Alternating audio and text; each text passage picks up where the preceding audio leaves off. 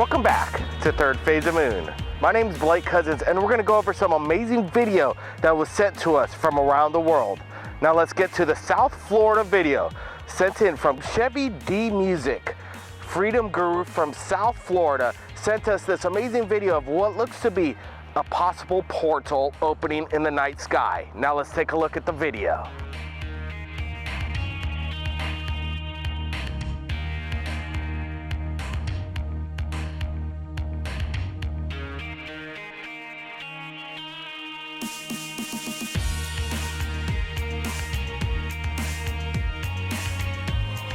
Hey!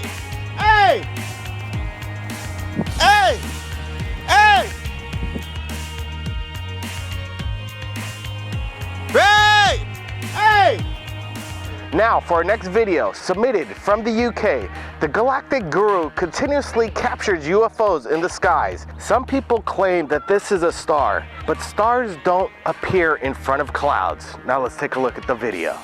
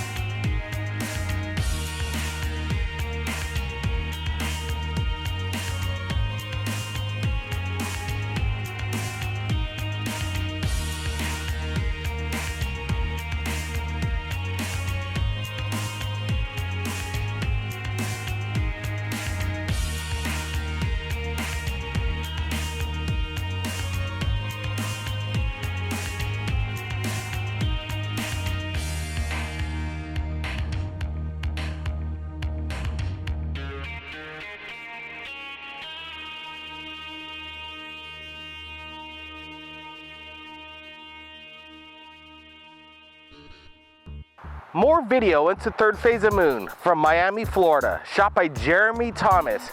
He shot this video with his Sony 560 DR with the IR filter on it at 4:30 p.m. of what looks to be a massive UFO sighting in the skies.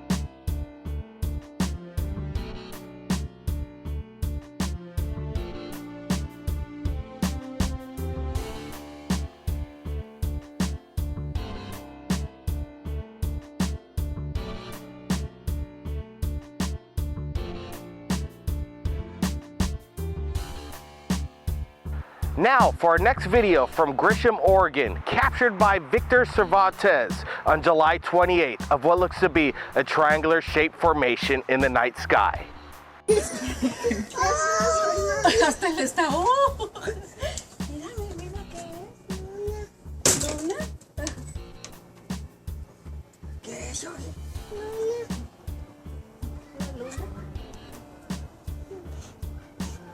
Carl's like pushes me out of the way.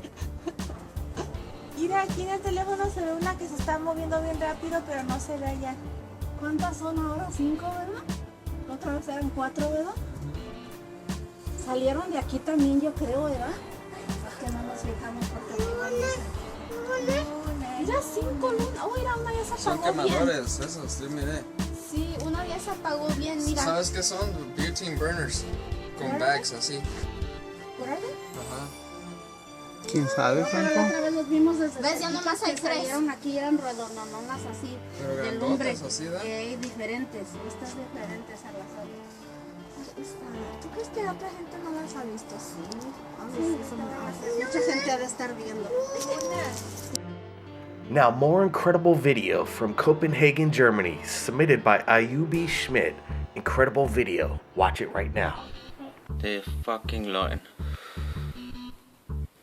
Det er UFOs, det der. What the fuck?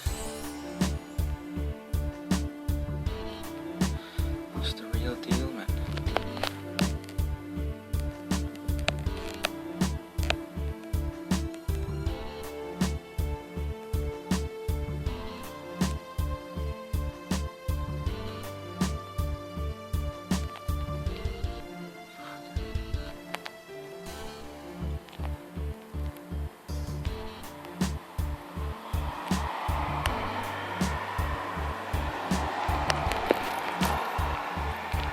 Løgn.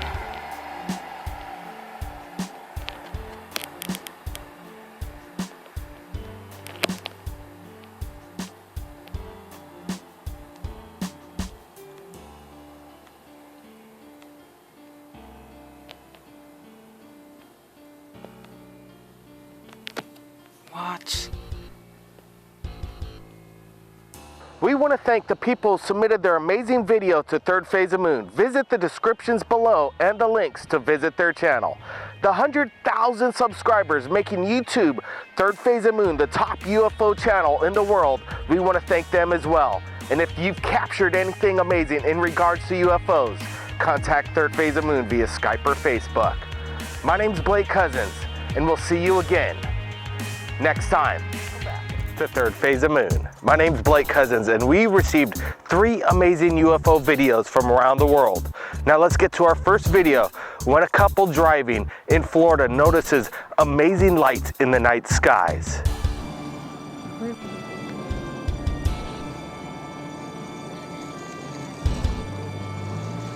What the fuck is that?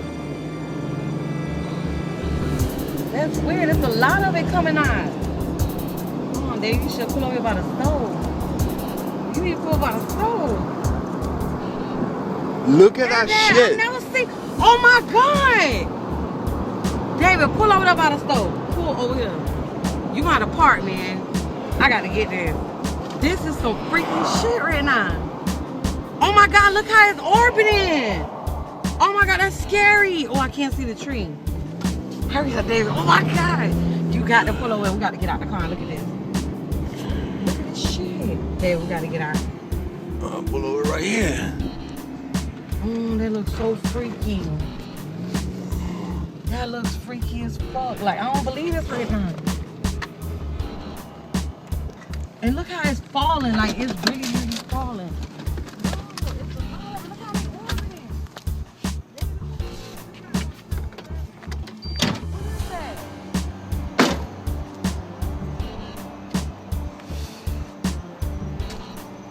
It's like they orbiting around or something.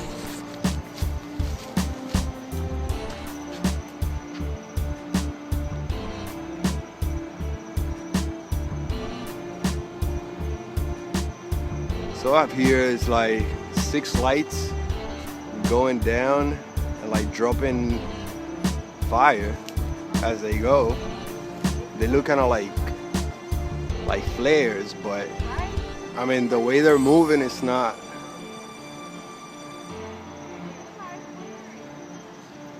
It's really inconsistent how they're moving. They're moving left and right as they fall down.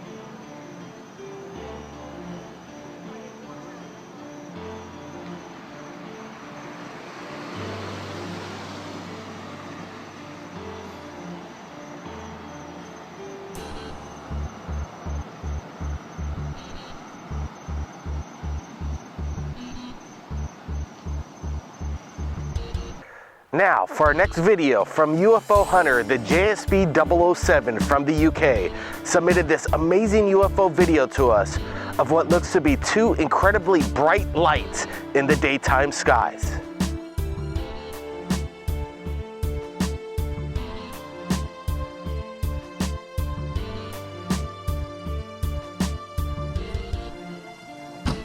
Look at this, look at this. Beautiful, beautiful, beautiful, beautiful. daytime. Well, not quite daytime, but two. Started off as one really big bright light and just split up into two. And they're both just sitting there. Look at this. See that? Look, just above the houses. See it? We'll take it out a bit, just so you can see. They ain't far up, are they? Look at this.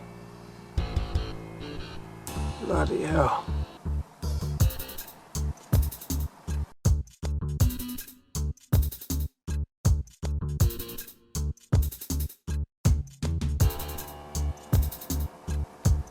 Wow.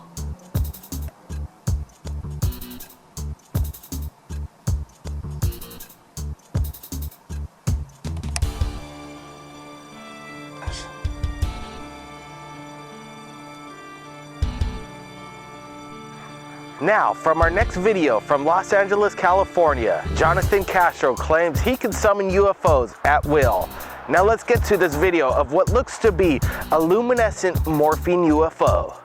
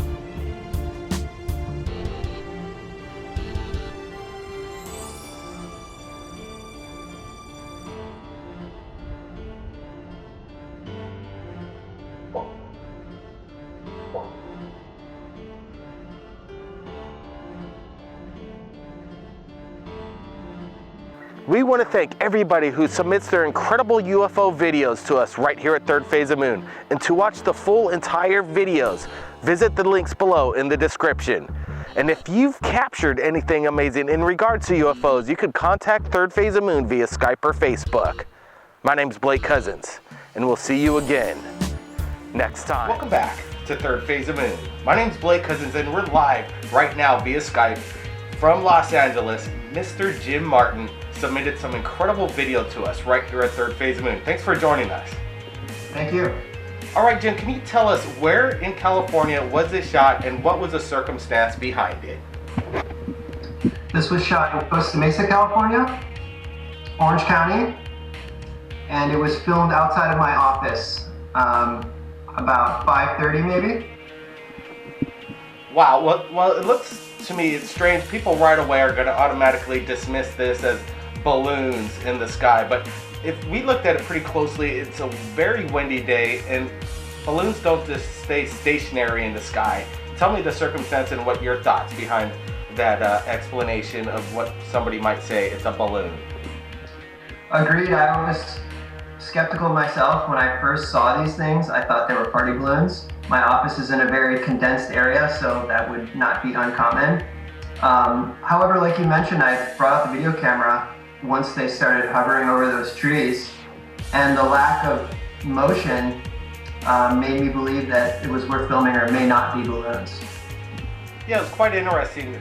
You know, the drone situation is rampant around the United States now, that there's eyes on the skies looking at us, and definitely it wasn't some kind of drone. And like I said, to me it didn't look like a, you know, the way the balloons, the way they manner and have their flight characteristics in the skies, this was absolutely stationary in the gusty winds. We're looking at the video right now. It's absolutely incredible. And you were on the phone at the time doing a business transaction. I'm not exactly sure what it was, but it was interesting. As you're watching a UFO, did you speak to the person like you're looking at a UFO right now? You're quite calm in the situation, unlike other people's experiences with UFOs.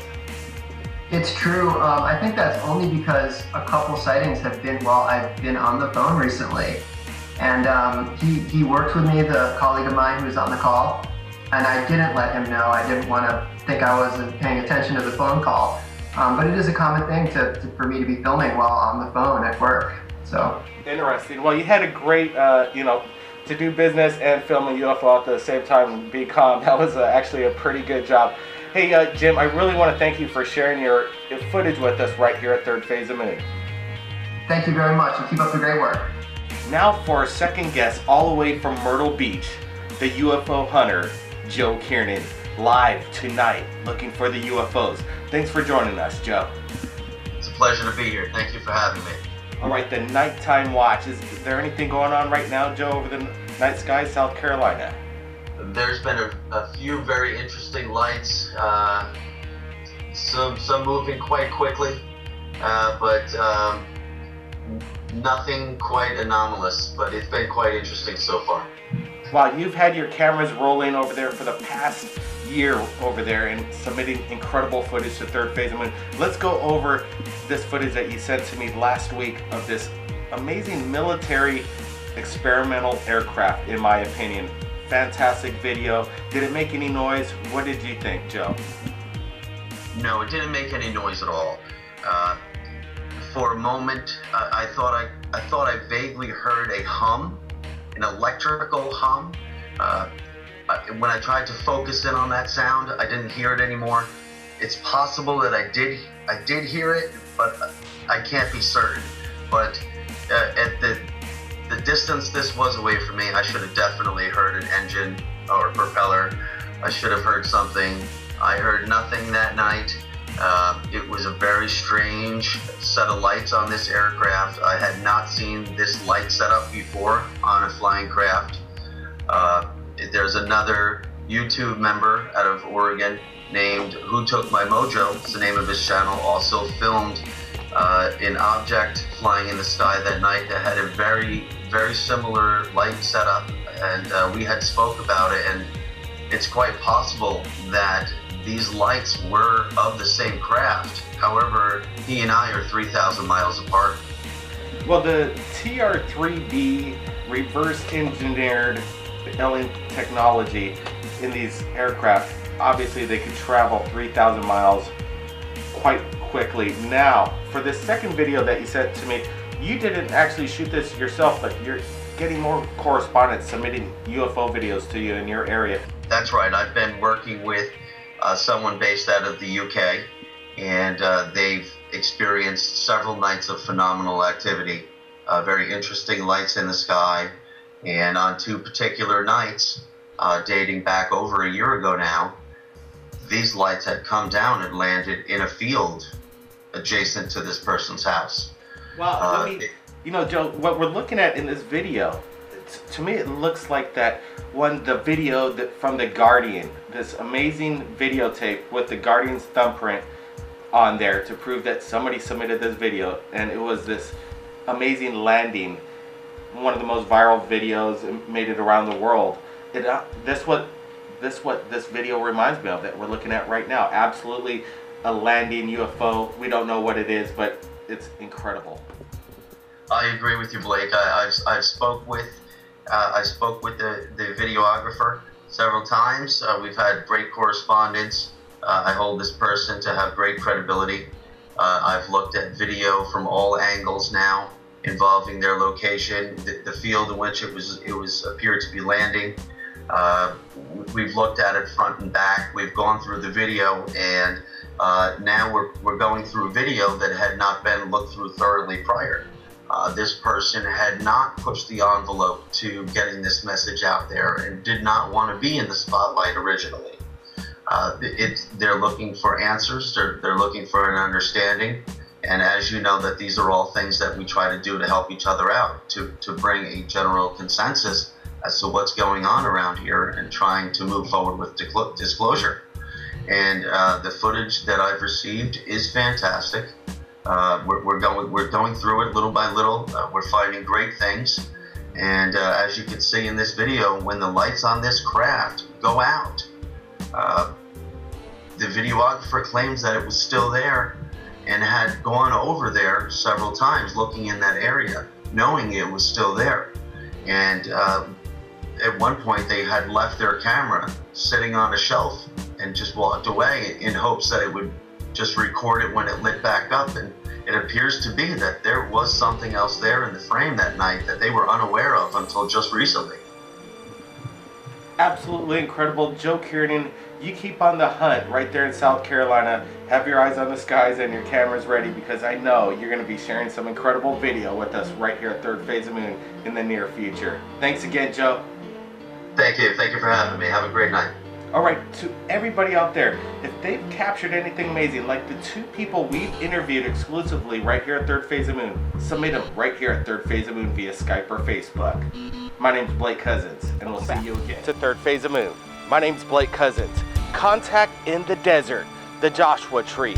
We were there along with our correspondent for Third Phase of Moon, young Jack Graham. We'll be speaking with granddaughter of President Eisenhower, Laura. Also, Jim Mars, author of Rule by Secrecy, and Travis Walton, famous abductee. James Gillian, UFO researcher from the Gillian Ranch, and Michael Cremo, ancient alien expert. Among Michael Sala, who's involved with exopolitics, and Yvonne Smith, hypnotic regression expert.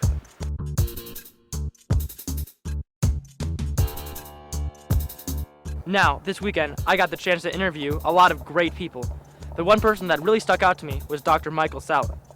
His background's in exopolitics, and I feel like he really knows the inner workings of the government and exactly what they hide from us.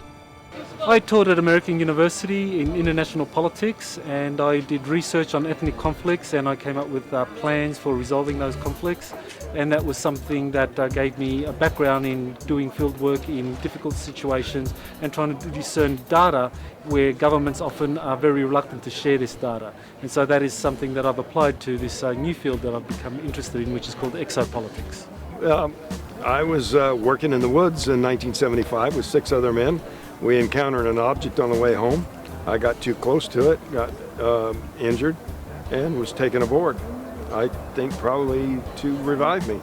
The crew were accused of murdering me and making up a story about my disappearance to cover up for a murder, and so they took lie detector tests, which they passed. And the rest is history. At that time, there were 6 past tests in connection with this, and the president of the American Polygraph Association said the odds were over 1,000,000 to 1 that there could be any mistake in the testing. But now there's been 16 past tests. I've passed 5 different tests from 3 different examiners, all of those with strong law enforcement work history. So I don't know with 16 past tests what the odds would be, but far beyond 1,000,000 to 1. Number one, there's not one agenda, okay? When you say what's their agenda or are they good or bad, that's like pointing at an airliner going over and saying are they good or bad, what's their agenda? Okay, there's different groups out there, and some of them may be beneficial, some of them may not be so beneficial. But the one thing I know for sure is, and this is a good thing, is that I don't think that the plan is to invade the earth, blow up our cities and eat us or something like that, or like you see in movies like Independence Day, because if they wanted to do that, they could have done that long before now. As the great-granddaughter of Dwight Eisenhower, did he believe in aliens? Well, he must have. I never met him. I never really heard, from his mouth, but from whistleblower testimony and a lot of different information that's out there, it's clear that he definitely had contact with extraterrestrials. How do you feel? Do you believe you've ever been contacted by extraterrestrials yourself? When I was a child, I did have some contact, and I do session work with people who are abductees and contactees, so I know it's very, very real. I feel that this information is very important to put out there to the general public, because it is happening all over the world to millions of people, and this is why I dedicated my life to this type of work. The government since that time has been very concerned about how the public responds to the question of extraterrestrial life. And so they have been trying to debunk reports of extraterrestrial life because from 1953 and onwards, it was shown in these studies and subsequent studies such as the Brookings report in 1961 that there could be a societal collapse if this issue was not handled correctly.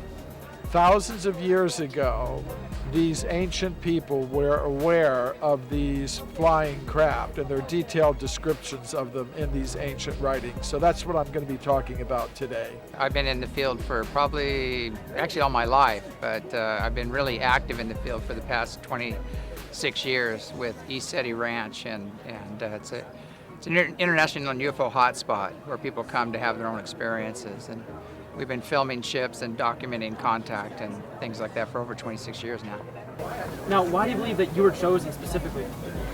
Well, some of the guys on the crew believe I was chosen. You know, I'll have to admit that's a possibility, but I lean towards the idea that it happened because I got too close to it and was accidentally injured. Do you remember anything of what happened to you on board the ship? I remember a brief period of time quite clearly, and the rest of the memories are mostly blocked. What happened during that time? Well, it was a very traumatic and frightening experience. Nothing I go to like bring up willingly in idle conversation, you know. There's people who speak very casually about alien contact, like it's some kind of a routine, like, you know, I went to the grocery store and picked up a gallon of milk kind of a thing, but it's just not my interpretation of what I went through. If someone believes they may have been abducted, what's their first step to take? Well, basically, if they've had, if anyone feels they've been abducted, and if they've had recurring dreams or nightmares, recurring dream is a unresolved issue in the subconscious. If they're dreaming about eyes, sets of eyes looking at them, or a fear of owls, fear of, you know, a large animal, say deer, it's the eyes that people focus on, but they don't know why. A fear of perhaps driving down a particular piece of highway, or a fear of entering a certain room in their house, or a stretch of road. I mean, there's just little bits and pieces. I have a whole list that I could send people if they really suspect that they have been abducted. But because of the bits and pieces of memory and because of the dreams and nightmares, some people will suspect. Most obviously, if you wake up the morning after with a very strange mark on your body, especially in a geometric shape that was not there before, then I would say most chances are that something happened to you. It's been an ongoing area for contact for a long time, because Kenneth Arnold, who lost sight of the ships when they descended on the western slopes of Mount Adams, and he coined the word flying saucers. But they also, the Native Americans there also know about the ancient lore. They were interacting with them until they closed things down, and they closed the doors down because we were too aggressive on the exterior, so they stopped. But it has a long, long history of activity, and we built a spiritual retreat there, and we're doing our spiritual practices, and then we actually engage contact because we rose to the occasion. If you had one message for Thirdphseofmoon viewers out there, what would you say? The one message I would say is that if you disregard the issue of UFOs and you just go, ha-ha, and you don't even pay attention to it, you'll never know what's going on in this world, because you just threw out a big piece of the puzzle. We can't have anything in secrecy anymore, and as much as they used to think maybe that humanity wasn't prepared, we can't risk having the secrecy happen. There are some that want that secrecy for means of control, but I know that he wanted us to know what's going on for us to be able to take charge. That's why he warned us about the military-industrial complex. Do you have one message to all the Thirdphseofmoon viewers out there? If you could say one thing to them, what would you say? I would just say, just know that we're not alone. There's you know, just all sorts of beings out there in this big multidimensional universe. We're multidimensional beings, and it's really about the inner work and knowing ourselves to really be able to take advantage of the opportunity to really ascend into higher earth energies. There are dark elements out there, dark entities out there that want to get it in our way. That could be called extraterrestrials if you like. Depends on you know, what your belief systems are. But despite all of that, despite all belief systems, this is a time of empowerment. It's a time to understand our inner world and to be very careful of what's out there, because we have the potential of being an enslaved race or a liberated one. And so my message is to just really get to know the self and be very open-minded in these times and, you know, question everything. The Earth's been colonized for over 650 million years. And, you know, a lot of the stories we know about, like Atlantis and Lemuria and the Anunnaki story and things like that, there's other stories that went even further back. So we're a big genetic soup down here of the star nations. And there's many, many different groups here. And we're just a big composite of all the different groups. I'm just basically an old newspaper reporter, okay? But I've covered a wide range of things. I've traveled around. I've been covered stories in the Middle East, Europe. I've been to China, Tibet, been all around. And I realized fairly early on that there was a big story going on that was, shall we say, underreported, and that had to do with UFOs. Now, way back there, back in the day, when I started off as a young reporter, the story was there's no such thing, they're just hallucinations or perhaps some kind of mass psychosis. Well, as a newspaper reporter, I thought, wow, heretofore undiagnosed contagious mass psychosis. There's a story, except that's not it, because today everybody's got a camcorder or they've got a cell phone with a camera, and now you go on the internet, you punch in UFOs, and you know, you could spend the rest of your life looking at pictures.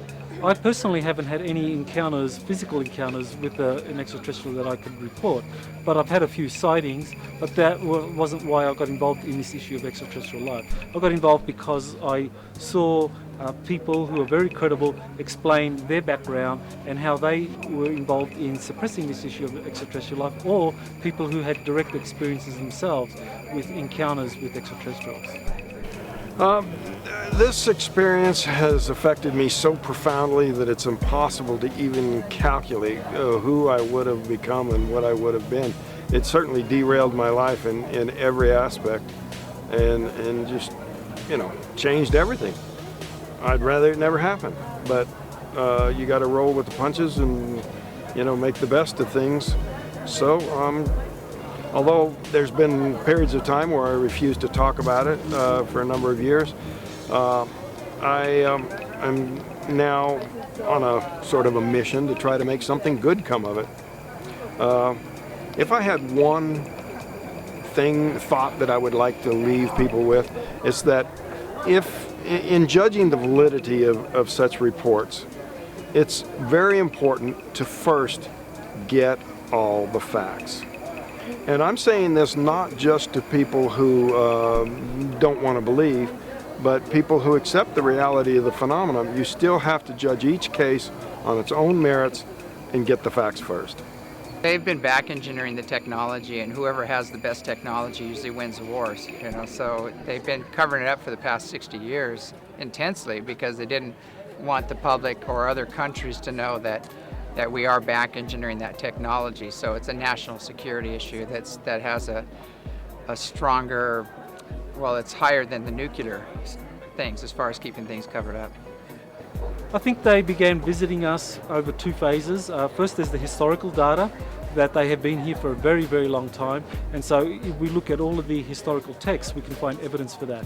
And I think the modern era really began with the development of atomic weapons, that the extraterrestrials began to show up, especially around sites where atomic weapons were deployed, and they began to monitor these sites. And for example, the Roswell site, where you had the very first documented crash, was a place that was housing the very first nuclear-armed bomber wing in the United States Air Force.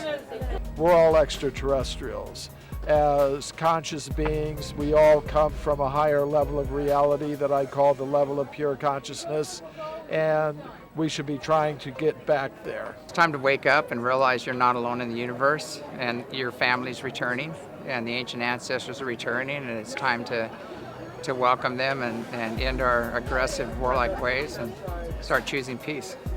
Message to the world from the third phase of the moon radio show with millions of listeners. I would say if you want the latest in information, not only on my subject, but all aspects of the UFO phenomena and related aspects, and it's a huge subject, tune in and listen, because you're going to get an earful.